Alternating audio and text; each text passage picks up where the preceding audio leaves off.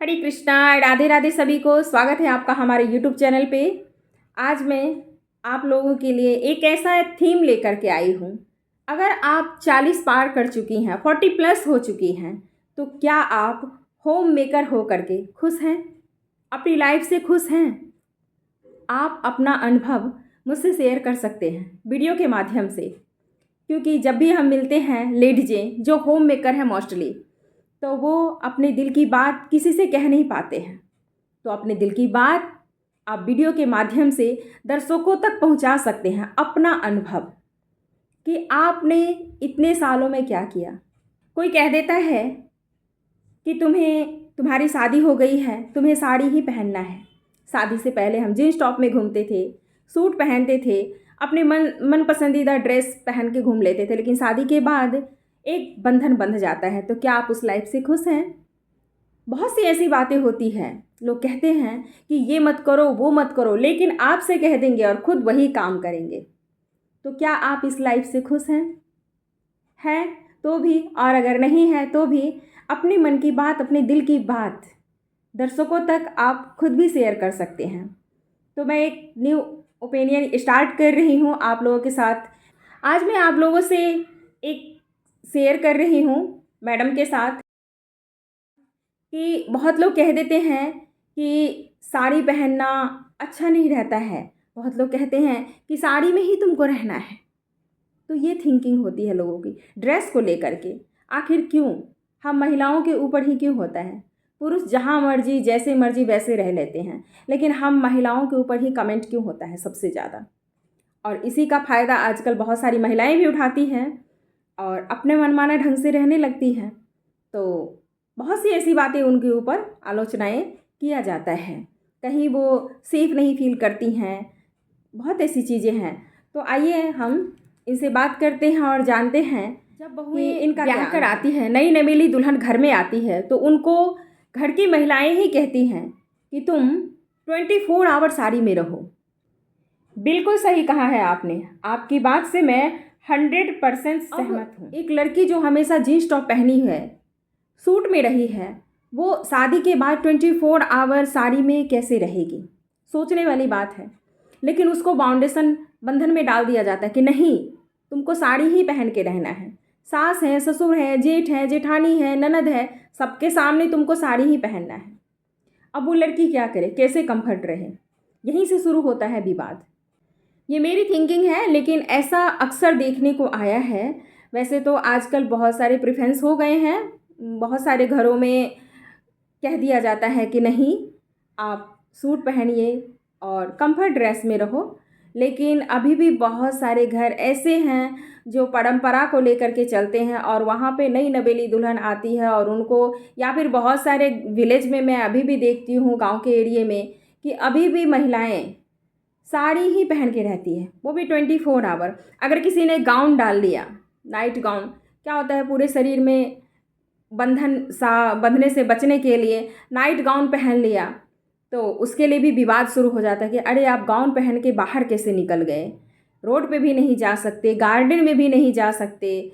तो ये कहाँ कहाँ की धारणा है? आप तो शॉर्ट्स में घूम रहे हो खुद ही।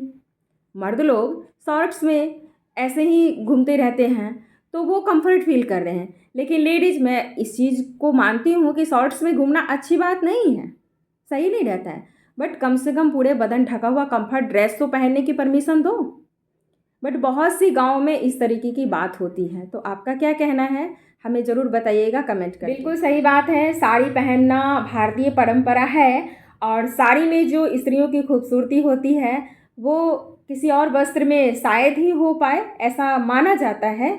और आज मैं भी साड़ी वियर कर रखी हूँ और ज़रूरी नहीं कि हमेशा साड़ी ही पहनती हूँ और साड़ी पहन के इंसान कंफर्ट फील करता है। मेरा कहना यही है कि आपने जैसा सवाल किया है कि नई नवेली दुल्हन के लिए, तो मैं उनके लिए यही कहना चाहूँगी कि साड़ी पहनना भारतीय परंपरा खूबसूरती को और बढ़ा दिया जाता है, लेकिन विवाह में, पूजा पाठ में या और भी कोई पारंपरिक प्रयोजन हो रहा है तो उसमें साड़ी वियर ही करना चाहिए।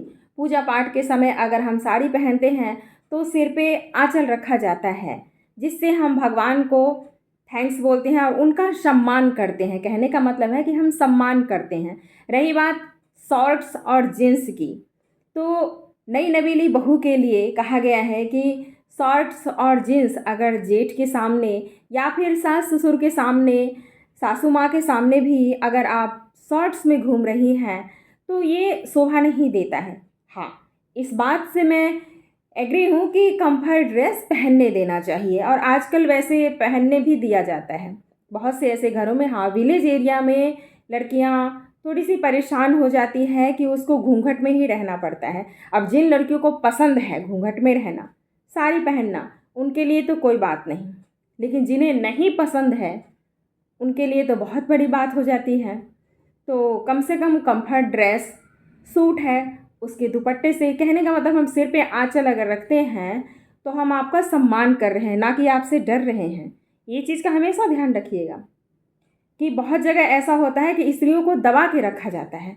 वस्त्र तुम्हें यही पहनना है, सिर पे आंचल रख के ही चलना है, ये कहीं का नियम नहीं है। तो क्या दिखा देंगे, माता सीता ऐसे रहती थी, राधा रानी, बहुत सारे ऐसे देवी देवताओं के प्रमाण दे देंगे कि वो इस तरीके से, तो वो सम्मान करते थे। मैं इस बात से बिल्कुल एग्री हूँ, अच्छी बात है।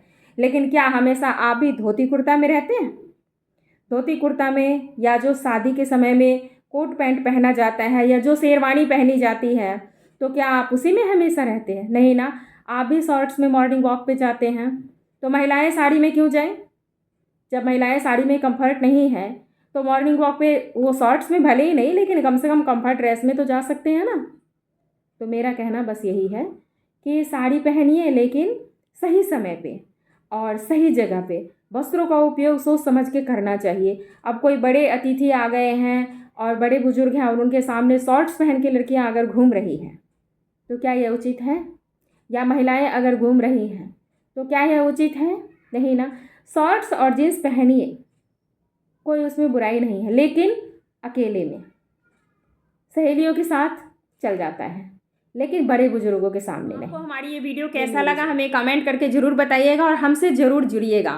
कमेंट के माध्यम से, ऑडियो माध्यम से, या वीडियो कॉलिंग से, या फिर आप पर्सनली आकर के मेरे साथ वीडियो में शामिल हो सकते हैं। कि आप 40+ हो चुकी हैं और उसके बावजूद भी अगर आप एक होम मेकर हैं, हाउसवाइफ हैं, तो क्या आप इस लाइफ से खुश हैं या कुछ अलग करना चाहती हैं? रील्स बनाने से क्या मिलता है? बहुत लोग इस पे भी विवाद करते हैं। अगर आप टाइम स्पेंड करती हैं रील्स बनाने पे, सहेलियों से बात करने पे, तो वहाँ भी आपको सुनना पड़ता है कि आप इतना टाइम वहाँ बर्बाद कर दिए। लेकिन अगर आप घर में हैं, घर में बैठी हुई हैं, घर का काम कर रही हैं, तो आपकी कितनी वैल्यू है? ज़रूर बताइएगा। राधे राधे।